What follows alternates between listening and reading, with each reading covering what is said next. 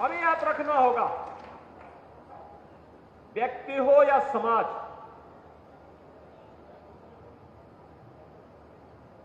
उसे सुशिक्षित किए बगैर आप सभ्य और समर्थ समाज और राष्ट्र की कल्पना नहीं कर सकते।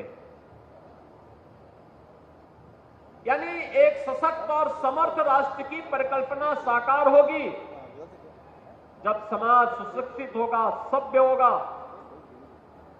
और अटल आवासीय विद्यालय शिक्षा की गुणवत्ता का मानक बने।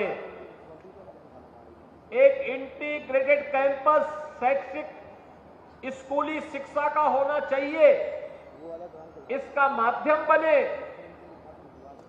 बिना भेदभाव के समाज के हर तबके के बच्चे को उसकी जाति, उसका चेहरा, उसका क्षेत्र, उसकी भाषा पूछे बगैर उसका भी अधिकार होना चाहिए देश के संसाधनों पर, समाज के संसाधनों पर, सरकार के संसाधनों पर।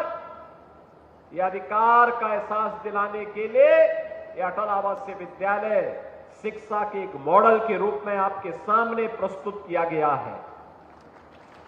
आपने देखा होगा इन बच्चों के कार्यक्रम को भी। और अभी मैं एक औपचारिक रूप से 2 से 3 मिनट के लिए एक क्लासरूम में भी मैंने इन बच्चों के साथ थोड़ा इंटरेक्शन किया था। क्या प्रतिभा है!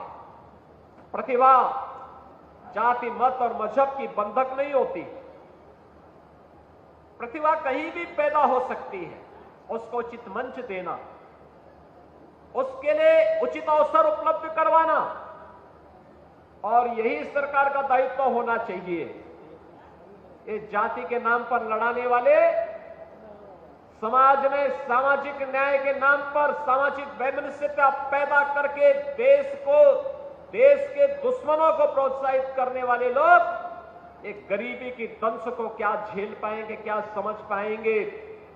इन लोगों ने, जिन्होंने शोषण किया हो, जिन्होंने अराजकता फैलाई हो, जिन्होंने कभी गरीबी नहीं देखी हो, उन लोगों से उम्मीद करना कि वे बीओसी बोर्ड से जुड़े हुए रजिस्टर्ड श्रमिक या इन निराश्रित बच्चों जिन्होंने कोविड कालखंड में अपने माता पिता या अभिभावक को खोया है, उन लोगों की पीड़ा को ये लोग कहां समझ पाएंगे?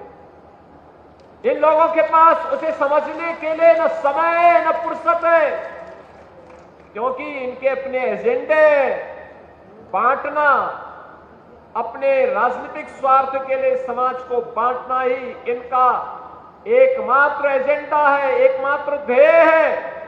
इसके अलावा इनको कुछ भी नहीं दिखाई देता है। समाज को बांटना, अराजकता की भट्टी में झोंकना, और ये चाहते हैं कि एक गरीब गरीबी से मुक्त न होने पाए, एक गरीब अभाव से मुक्त न होने पाए, एक गरीब अशिक्षा से मुक्त न होने पाए, क्योंकि अगर हो जाएगा तो इनके बंटवारे की, सामाजिक वैमनस्यता की राजनीति पूरी तरह समाप्त हो जाएगी। इसलिए एन केन प्रकारेण ये लोग समाज को विभाजन के कगार पर पहुंचाते हैं।